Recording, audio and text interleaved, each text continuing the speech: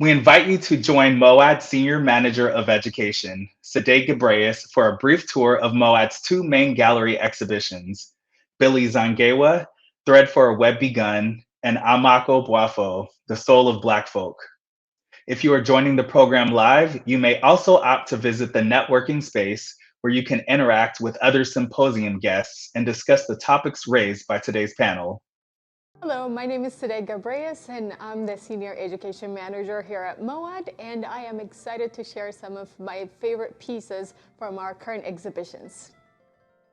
The first piece we'll look at is Billie Zangewa's Soldier of Love. And this piece, it has every component that Billie holds important to her and to her practice, which is she's a mother and she's an artist, and she wants that to be seen simultaneously. And it is what she calls daily feminism. It is her as an artist, as a mother, and as a Black woman, all seen and practiced at the same time.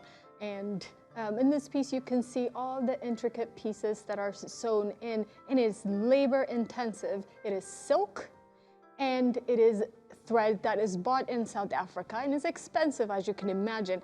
And Billie makes us look at motherhood in a way that is accessible. That's also in a way that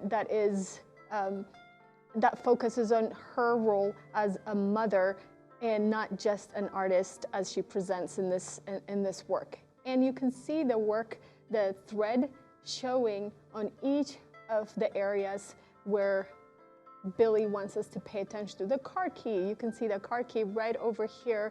You can see her child holding hands with her just right there. And that's what's so important about this piece. This piece is called MoAD Indigo. And you notice that from the previous piece, this one is framed, and it's framed because the collectors want to protect it, and that is understandable. But Billie's intention is for the silk to move according to its environment, according to its surrounding, and to respond to wind and type of movement. And in its shape, a kind of unusual kind of shape, to follow the movement of the room or air. But this is framed. Just imagine if it had not been framed and if it's moving. This piece is such an important piece because a couple of things. So Billie was born in Malawi, lived in Botswana, and lives in South Africa. And it kind of ties that familiar commonality that we see here. And with Billie's pieces, what you notice that none of the subjects are actually looking at you, looking at us. And respectfully, our gaze is not invited or seeked. And in this piece, you can kind of see it. And if you look closer, you can kind of pick up the mood as well, as you see this person looking down, in the child looking away, and no one is really paying attention to it. And there's a story behind it where this is after Billie's father had passed away. And the family were sort of wondering to her why she wasn't mourning as much as they would have liked her to mourn. And she's like, okay, well, I'm a mother. And so we see her, I'm a mother, and I need to pay attention to my child. So that's captured in this work right here. And also we see her as a daughter and as a family member in this piece, and that is an important component. And this last piece we'll look at is An Angel by My Bedside. And Billie, much like the others, invites us to an intimate space. We have seen intimate relationships, but now we see an intimate space where she is resting.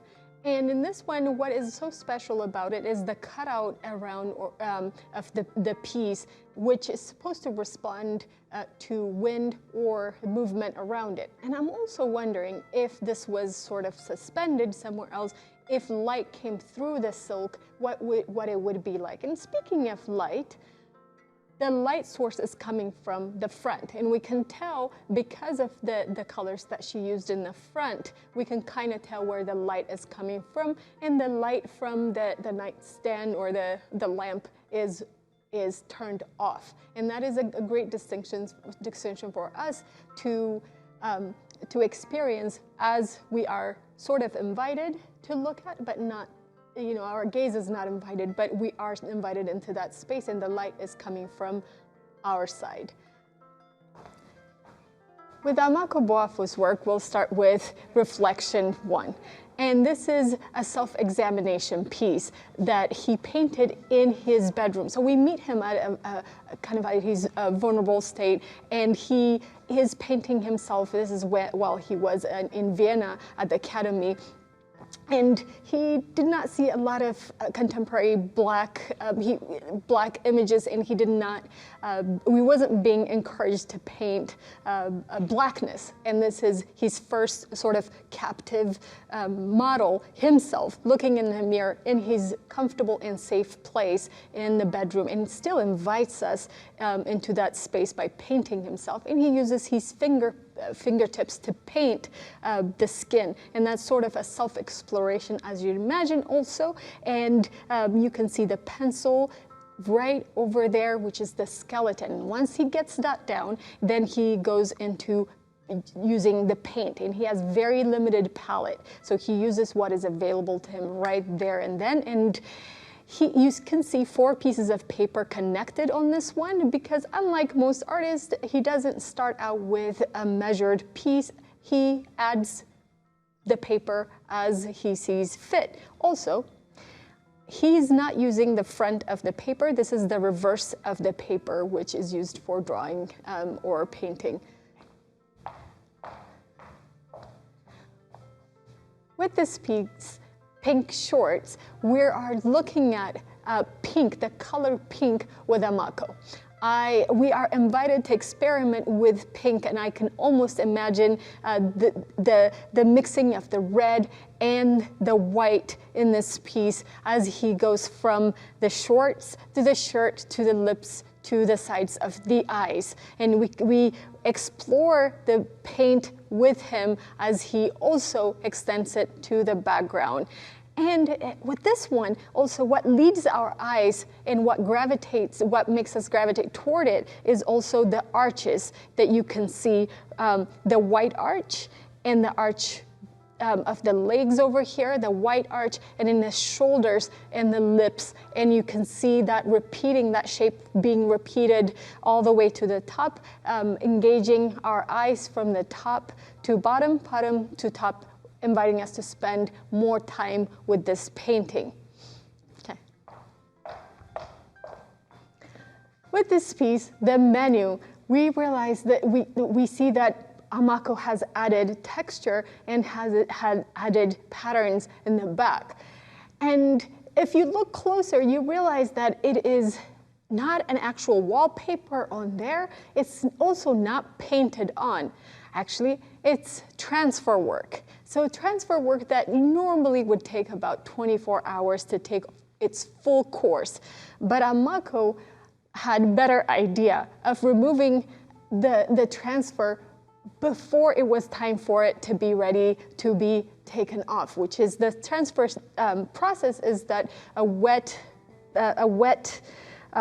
solution is applied to print and pressed on a surface where the print leaves its mark on the surface that it's pressed on. And so if you look at this, it creates almost this like antique wallpaper-like effect in the back of this. And if you look even closer, you start to see the texture of this person's hair. And that is perhaps used with the back of the brush, maybe not the fingertips, because the more of the glossy parts are made with or are painted with paintbrush. Another important thing that you would notice is that he asks his subjects, what would you like to have in your painting? And in this, we notice that maybe from the title, maybe this person has chosen the menu, or a menu, as you can see over there, and this beautiful orchid-like flower. And What's so important and what stands out about Amaako's work as opposed to Billie Zangewa's is also all of the subjects are looking at you. They're looking back at you, which is a form of agency, a different way of arriving at a form of agency, and also asking questions, right? They kind of question you with their eyes.